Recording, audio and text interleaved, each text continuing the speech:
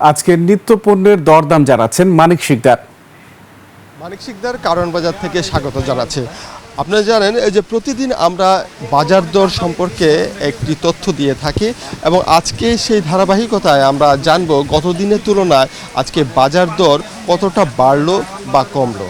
চলুন ঘুরে আসি কারণ বাজার। এখন ওই যুদ্ধের একটা অজুহাত দেখায় যে যুদ্ধের কারণে মালামালের সংকট, এই কারণে দাম একটু বৃদ্ধি। চাউল আপনার বস্তা বেচে বরাবর 100 টাকা বাড়ছে, ময়দাও তুলনামূলক কিছুটা বাড়ছে, বস্তাতে 50 টাকা বাড়ছে, চিনিও বাড়ছে আপনার বস্তাতে ধরেন 50 টাকা। একনল অ্যাডভান্সড হাইজিন সোপ এবার জীবাণু ধুলাবালি ঘাম ক্লিন বোল্ড।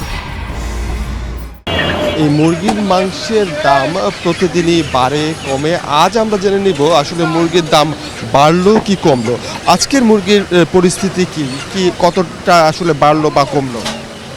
আপনার গেছে 2 দিন আগেতে আজকে আপনার মুরগির কেজি, সোনালী মুরগিটা আপনার কেজিতে 20 টাকা কমছে, আর ব্রয়লার মুরগিটা কমছে 10 টাকা। দেশি মুরগিটা আপনার মনে করেন দেশি মুরগিও নিয়ন্ত্রণে আছে।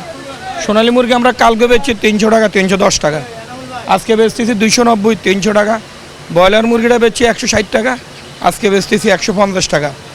আর দেশি মুরগিটা আপনার 580, 600 টাকা বিক্রি করতেছে। মোটামুটি সব মুরগি আমরা নিয়ন্ত্রণে আসতেছে।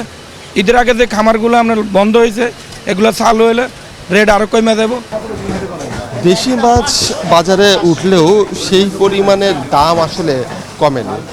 এছাড়া ইলিশ মাছের যে দাম বলছেন বিক্রেতারা, তারা নিজেরাই বলছেন এখন যে ইলিশের দাম 1400 থেকে 1600 টাকা হওয়ার কথা, সেই মাছের দামই 24 থেকে 2600 টাকায় বিক্রি করতে হচ্ছে।